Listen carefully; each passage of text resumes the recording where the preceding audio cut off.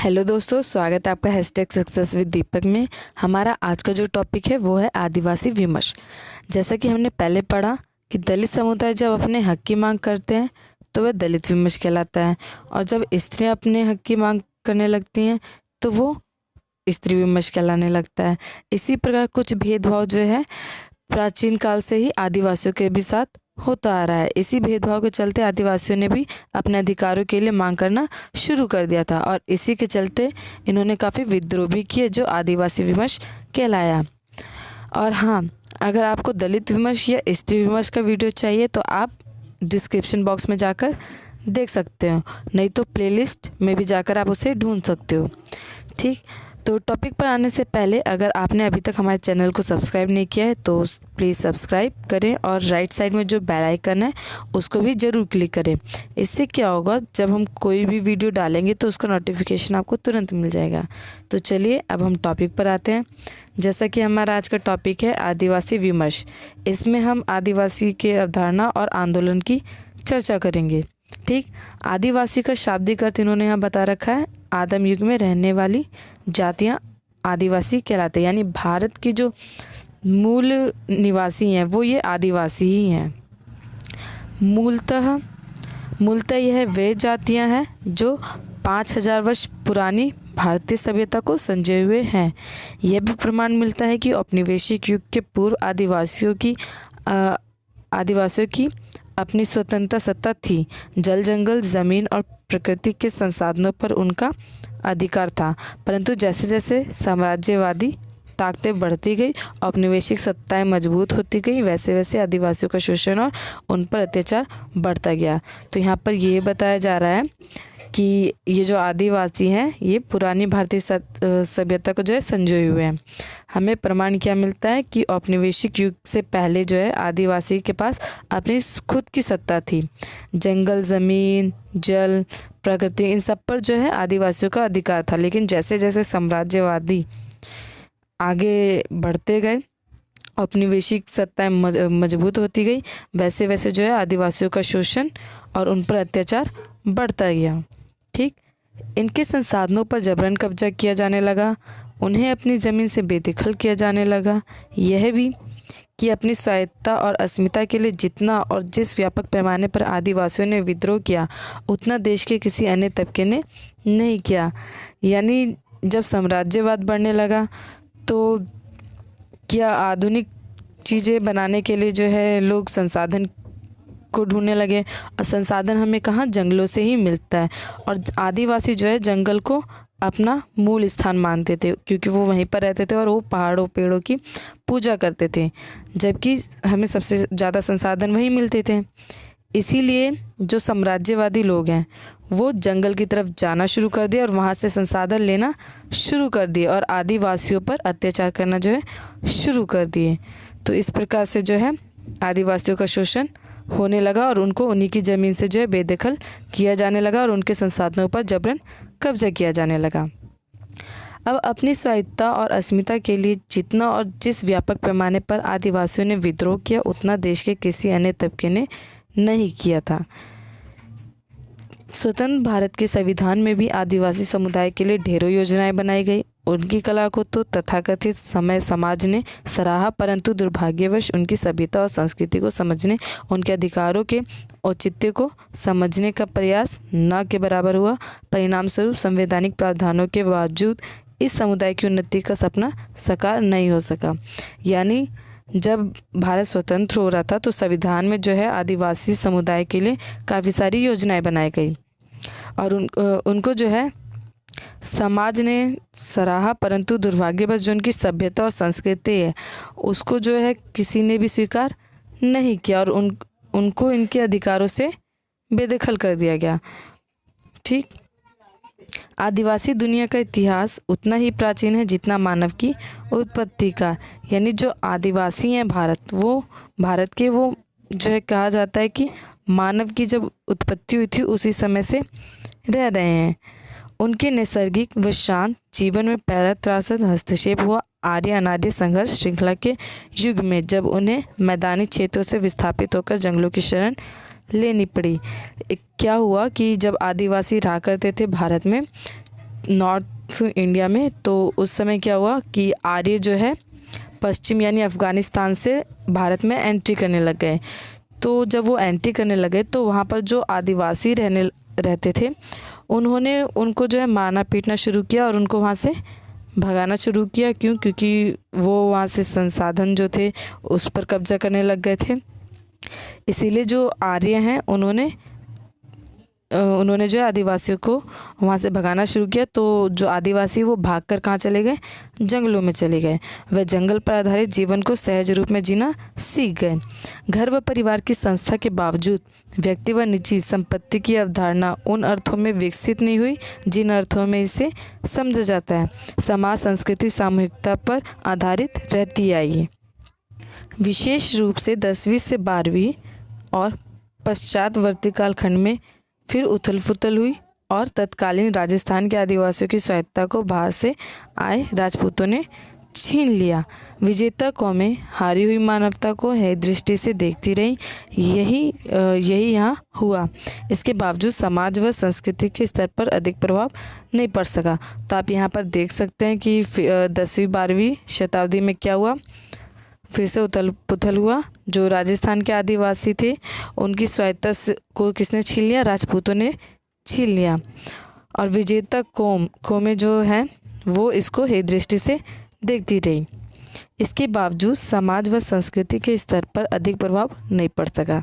जिस मात्रा में स्वतंत्रता छीनती है उसी मात्रा में शोषण व विपन्नता पर फैलाती है। राज की बेगार महाजनी सूदखोरी व मनुष्य के स्तर पर दोयम दर्जा सौगात में मिले फिर भी जंगल से बेदखली की नौबत नहीं आई।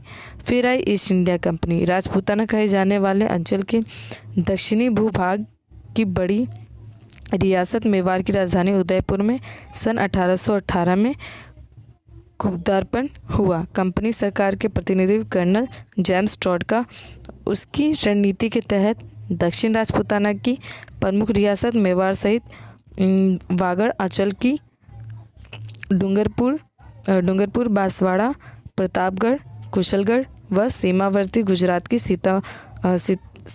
संतरामपुर व ईडर रियासतों के साथ संधियां की गई, जिनके प्रमुख प्रावधान थे वनोपज पर अधिकार, खनिज संपदा का दोहन और इसके बदले संभावित आदिवासी विद्रोह के कुचलने के लिए सैन्य बल।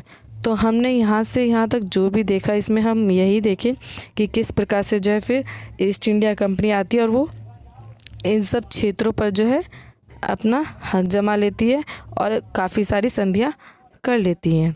ठीक, टॉड के उत्तराधिकारी का सिलसिला जारी रहा और रियासती व्यवस्था में कंपनी का हस्तक्षेप भी स्वाभाविक था कि आदिवासी अपने हक की लड़ाई लड़ते। सन 1820 के दशक में विद्रोह आरंभ हो गए और यह क्रम चलता रहा। तो यहाँ हम देखते हैं कि कंपनी के खिलाफ जो है अब आदिवासी अपने हक के लिए लड़ाई करते हैं और सन 1820 के दशक में जो है आदिवासियों का विद्रोह शुरू हो जाता है। विद्रोह से पिटने के लिए कंपनी व रियासत की फौजें असफल रहीं। विकल्प तलाशा गया कि आदिवासियों को नियंत्रित करने के लिए उसी समाज के युवकों की फौजें तैयार की जाए। यानी अब आदिवासियों से जब ईस्ट इंडिया कंपनी के लोग हारने लग गए तो उन्होंने क्या संयंत्र रचा कि जो आदिवासी अब उन्हीं लोगों को वो अपनी फ़ौज में भर्ती करने लग गए। और सन 1840 के दशक में खेड़वारा, कोटरा, एरिनपुरा, देवली, नीमच आदि स्थलों पर छावनियों की स्थापना की गई। आदिवासी सैनिक और नियंत्रक अधिकारी दूसरे तथा कमांडेड कंपनी के अंग्रेज अधिकारी फिर भी विद्रोह नहीं थमे। सन 1857 के प्रथम स्वतंत्रता संग्राम में आदिवासी भी पीछे नहीं रहे।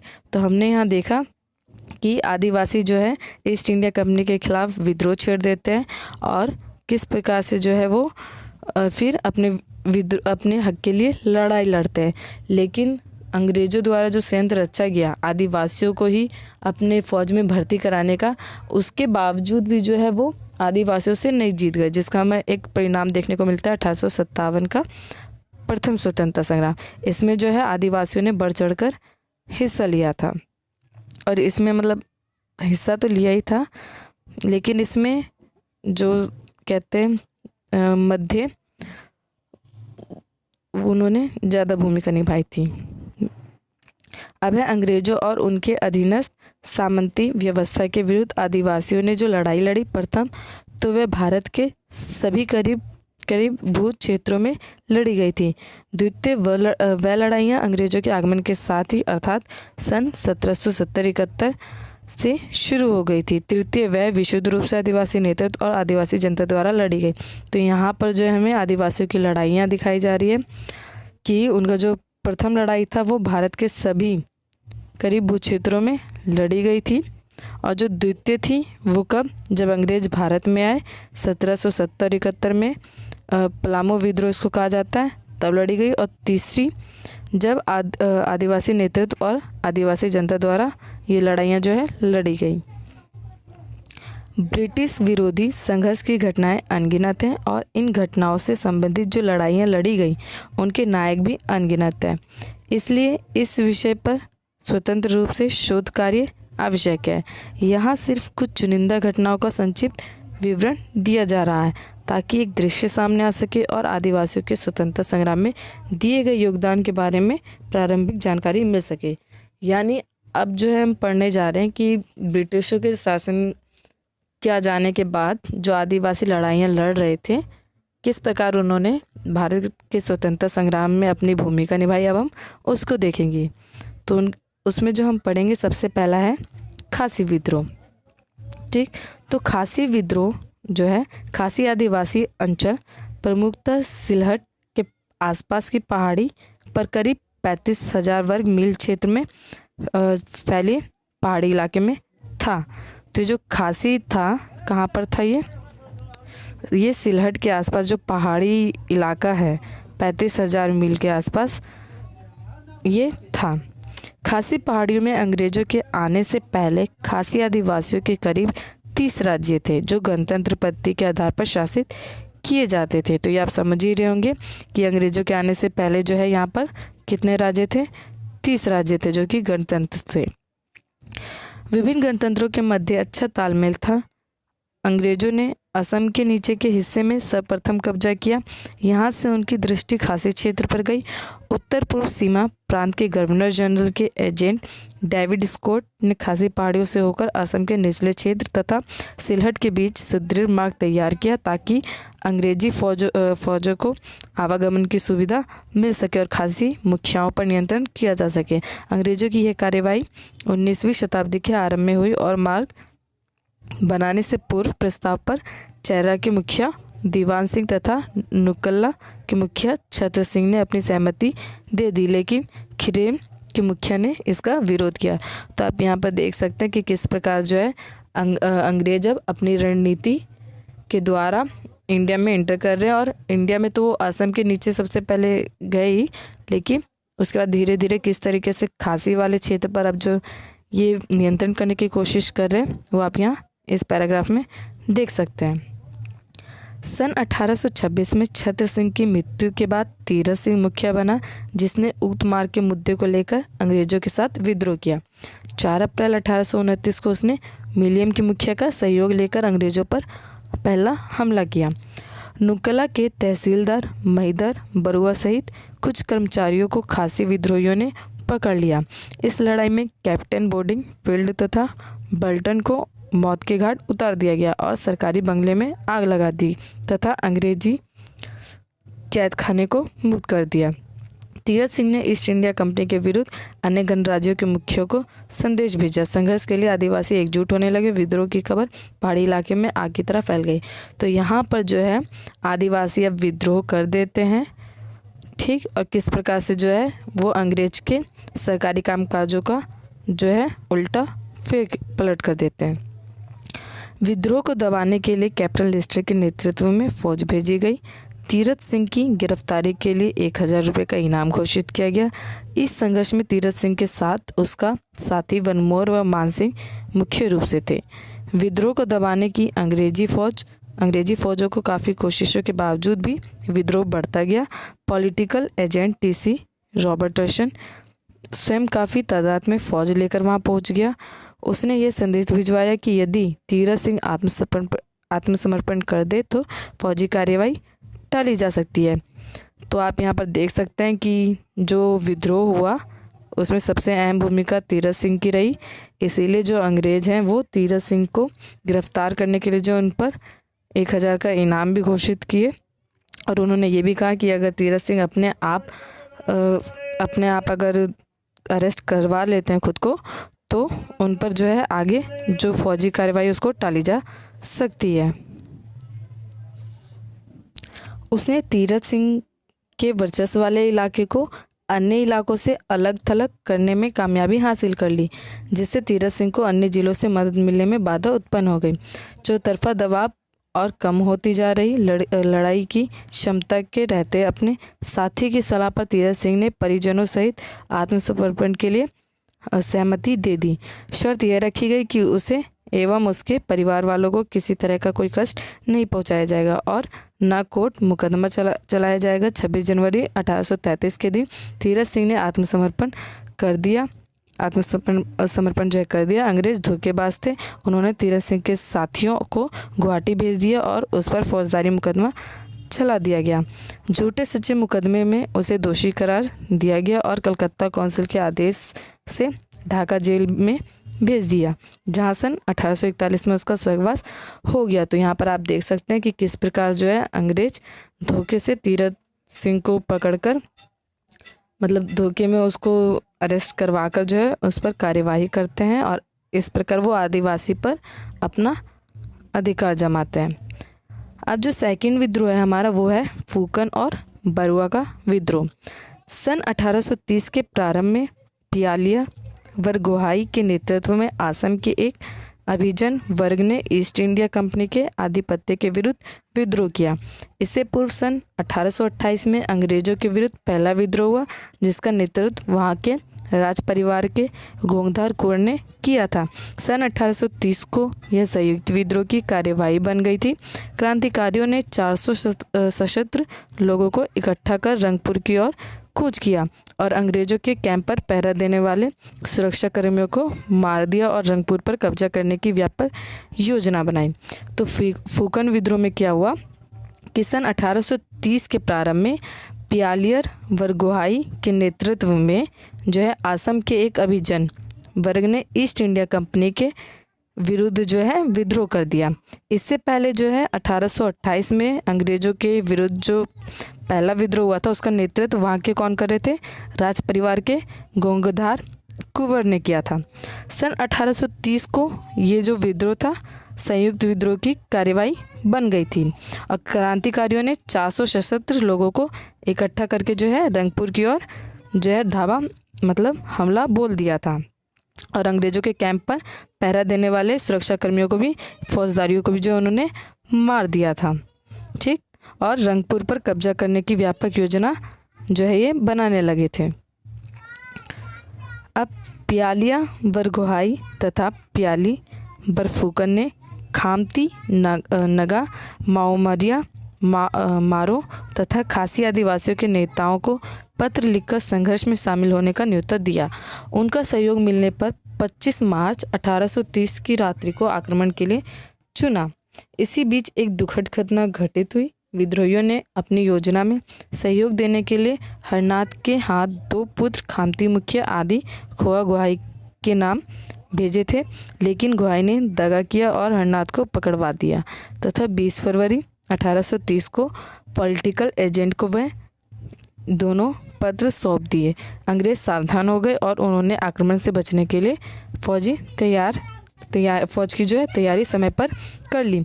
योजना के मुताबिक क्रांतिकारियों ने अंग्रेजी शस्त्रागार पर आक्रमण कर दिया। वहां पहले से असम लाइट इन्फेंट्री की एक टुकड़ी तैनात कर दी, जिसने विद्रोहियों के आक्रमण के साथ उन पर प्रति आक्रमण कर दिया। विद्रोह में इस सहसा हुए आक्रमण से भगदड़ मच गई। अंग्रेजी फौज ने विद्रोहियों को काफ़ी संख्या में पकड़ लिया और उनके अस्त्र शस्त्र छीन लिए। विद्रोहियों का प्रमुख नेता पियालियर बरगोहाई अपने पुत्र के साथ पहाड़ियों में छिपने में कामयाब रहा। गिरफ्तार किए गए आदिवासियों के खिलाफ शिवसागर न्यायालय में राजद्रोह का मुकदमा चलाया गया और उन्हें मृत्युदंड दिया गया। चेरापूंजी के कमिश्नर के न्यायालय में पियाली बरफुकन और जीवराम दुलिया बरुआ को फांसी की सज़ा सुनाई। अगस्त 1830 के अंतिम सप्ताह में दोनों को फांसी पर लटकाया दिया। मुखिया की संपत्ति को जब्त कर ईस्ट इंडिया कंपनी को सौंप दिया। तो आप इस वाले विद्रोह में भी देख सकते हैं कि किस प्रकार जो है सभी, तो यहाँ हमने देखा कि किस प्रकार जो विद्रोहियों के जो प्रमुख नेता हैं पियालियर बरगोहाई, जब ये सभी आदिवासी नेता को लेटर लिखते हैं कि आप भी हमारे विद्रोह में शामिल होइए, तो उनमें से एक दो नेता ऐसा होते हैं जो ये बात जो है अंग्रेज़ों तक पहुंचा देते हैं कि अब ये विद्रोह करने वाले हैं। और इसी के चलते क्या होता है, अंग्रेज सजग हो जाते हैं और वो अपनी फ़ौज तैयार कर लेते हैं और वो सावधान हो जाते हैं। और जब ये लोग आते हैं तो वो उल्टा इन्हीं पर हमला कर देते हैं और इन्हीं को गिरफ्तार करने के लिए शुरू हो जाते हैं। तो इस बीच क्या होता है, ये पियालियर और बरगोही जो होते हैं ये भाग जाते हैं अपने बेटे को लेकर। लेकिन इनके अलावा जो और जो नेता होते हैं वो पकड़े जाते हैं और उनको सज़ा सुनाई जाती है। ठीक, और इस प्रकार से जो है क्या होता है, जो मुखिया होते हैं इनकी संपत्ति को जब्त कर लिया जाता है और उसे ईस्ट इंडिया कंपनी को सौंप दिया जाता है।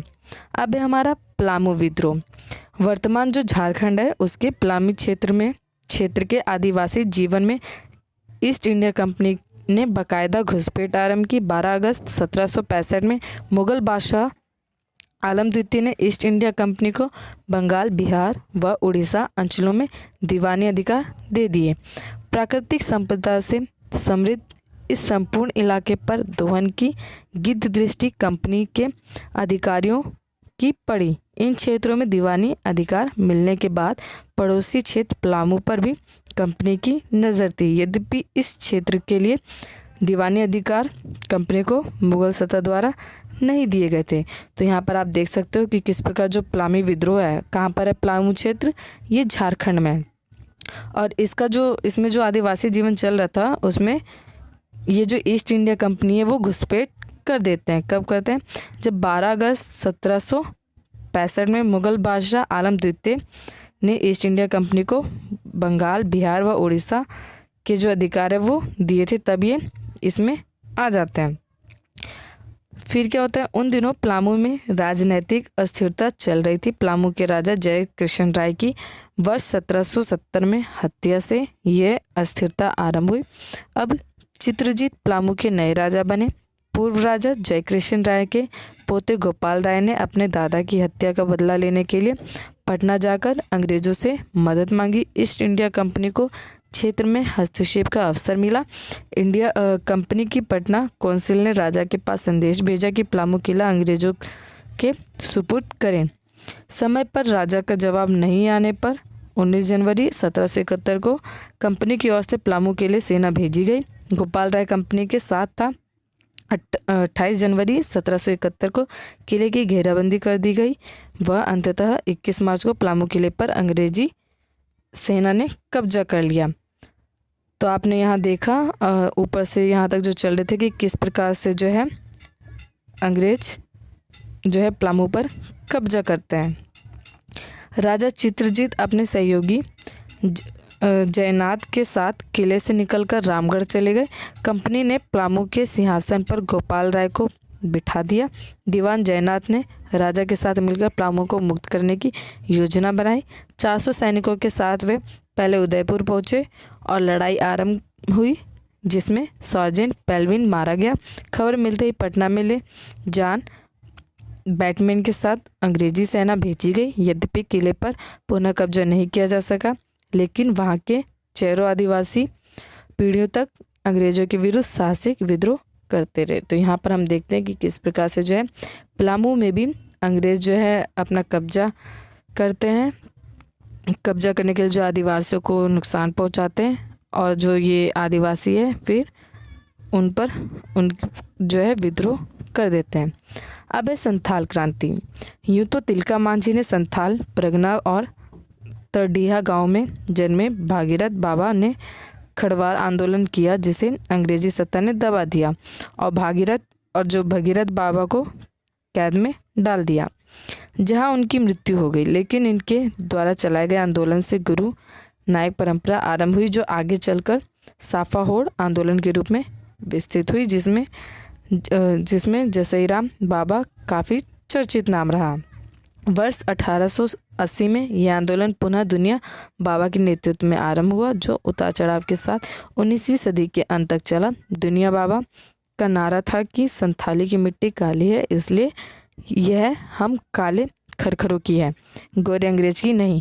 बाद में महात्मा गांधी का प्रभाव क्षेत्र में हुआ, जिसे अवतारी पुरुष के रूप में माना गया। तो आप ये देख सकते हैं कि संथाल क्रांति में क्या होता है।